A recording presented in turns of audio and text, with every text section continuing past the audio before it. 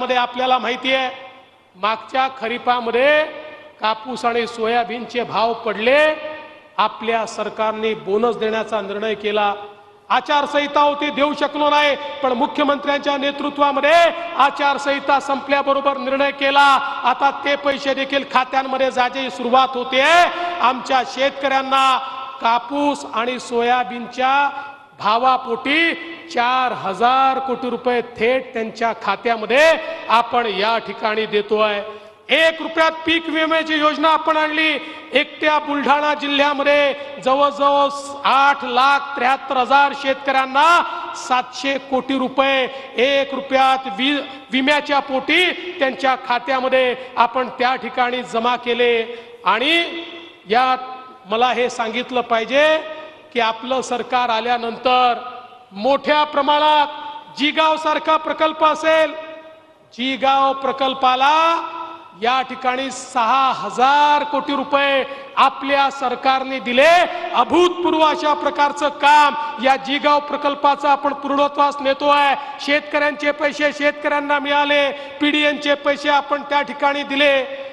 पूर्वीच्या काळी लोक म्हणायचे जिगाव प्रकल्प कधी पूर्णच होऊ शकत नाही, आज त्याला पैसे देऊन पूर्णत्वाकडे नेण्याचं काम आपल्या सरकारने या ठिकाणी केलं। आणि एवढंच नाही तर सगळ्यात महत्त्वाकांक्षी प्रकल्प वैनगंगा नळगंगा नदीजोड प्रकल्प, ज्या प्रकल्पाच्या माध्यमातून त्या ठिकाणी भंडारा जिल्ह्यामध्ये नागपूर जिल्ह्यामध्ये गोसेखुर्दच्या खालून वाहून जाणारं पाणी 550 किलोमीटरची नदी आम्ही तयार करतोय आणि या बुलढाणा जिल्ह्यामध्ये ते पाणी आम्ही आणतोय।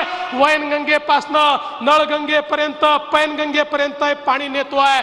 देशातला अभूतपूर्व अशा प्रकारचा प्रकल्प 80,000 कोटी रुपयाचा प्रकल्प आपण मंजूर केला आणि 550 किलोमीटर हे पाणी आणून या बुलढाणा जिल्ह्याला नेहमी करता दुष्काळ मुक्त करण्याचं काम हे आपल्या महायुतीच्या सरकारच्या माध्यमातून या ठिकाणी होत आहे।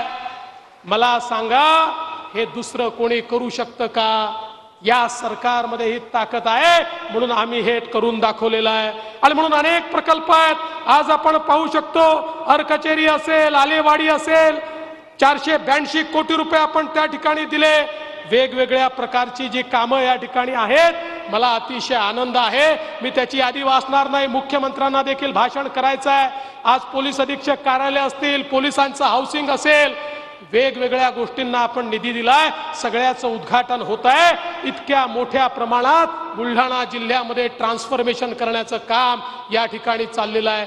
आणि आज तर सकाळी महापुरुषांच्या पुतळ्यांचं उद्घाटन या ठिकाणी झालं।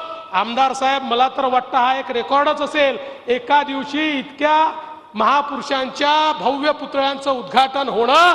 आणि आज आपण हा संकल्प घेऊया, पुतळ्यांचं उद्घाटन तर आपण केलंय, पण महापुरुषाच्या विचारांनीच आपल्याला पुढे जायचं आहे, अशा प्रकारचा विचार देखील आज आपण अंगीकारला पाहिजे। आणि म्हणून मी पुन्हा एकदा बुलढाणा जिल्ह्यातल्या सगळ्या लाडक्या बहिणींचे मनापासून आभार मानतो। काही बहिणी दूर होत्या, त्यामुळे त्या राख्या आमच्यापर्यंत पोहोचवू शकल्या नाही। बहिणींनो, तुमच्या राख्या मनातून आमच्यापर्यंत पोहोचल्या। बहिणींचं प्रेम हे त्यांच्या डोळ्यातनं दिसतं, हे त्यांच्या हृदयातनं दिसतं, हे त्यांच्या चेहऱ्यावरनं दिसतं। तुमचं हे प्रेम असंच आमच्या पाठीशी राहू द्या। हे तुमचे भाऊ तुमचं कल्याण करण्याकरता दिवस रात्र एक करतील, एवढाच विश्वास तुम्हाला देतो आणि माझं बोलणं संपवतो। धन्यवाद। जय हिंद, जय महाराष्ट्र।